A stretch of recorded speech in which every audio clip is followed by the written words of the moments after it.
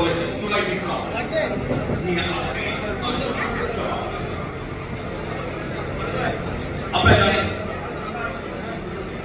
শেখ হাসিনা 15.5 বছর প্রতিদিন ছিলেন চিকিৎসা বাড়িতে।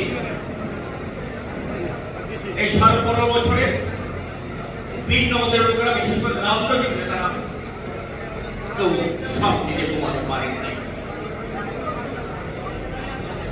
আমাদের মিডিয়ার জন্য ছিল একটা ভয়ঙ্কর সময়। আপনারা নিশ্চয় জানেন হাসিনার 15.5 বছরে বাংলাদেশে ৬৬ জন সাংবাদিক জীবন দিয়েছেন।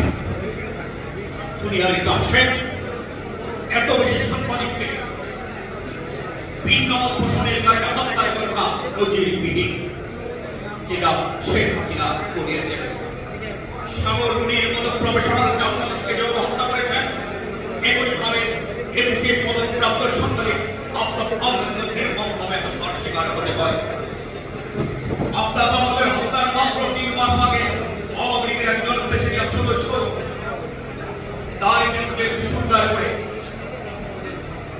সে জাল পেছিয়ে লজ্জা নিবারণের সেই সুবিধা নিয়ে কটাক্ষ করে একটা বই লিখেছিলেন। বইয়ের মধ্যে 29 বছর 3 মাসের মধ্যে নির্মমভাবে হত্যা করা হয় আব্দুল মাহমুদকে। আমি এই হত্যার বোঝাবে দাবি করছি।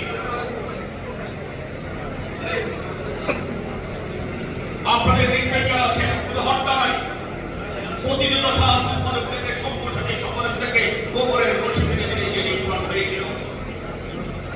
মাহমুদুর রহমানকে বারবার হত্যার চেষ্টা করা হয়েছিল। শফিকুর রহমানের মতো ভয়ভীত সম্পাদককে কিভাবে জেলে গিয়েছিল আপনাদের নিশ্চয়ই জানা আছে। কাজকে গোবরের রশি থেকে জেলে দেওয়া হয়েছিল।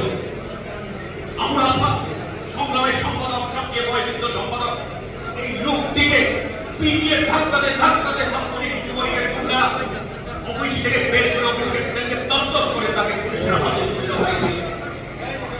আর কথা বলতে জানি প্রতি মাসে 25 থেকে 30টা আপনারা পত্রিকার কথায় দেখেছেন সাংবাদিকদের হয় হত্যা হয়েছে, না হয় মামলা দিয়েছে, না হয় গ্রেপ্তার করা হয়েছে, অথবা নির্যাতিত হয়েছে। প্রতি মাসে 25 থেকে গড়ে 30টি ঘটনা ঘটেছে শেখ হাসিনার 15.5 বছর। 15 বছরের মিডিয়া কেমন কাছে এগিয়ে গেছিল। 100টিতে আপনার মুক্ত গণমাধ্যম সূচকে 100টি দেশের মধ্যে বাংলাদেশের অবস্থান 44তম দামে শেষ বছরে এসে নেমে গিয়েছিল। এরকম একটা পরিস্থিতি তৈরি করেছিল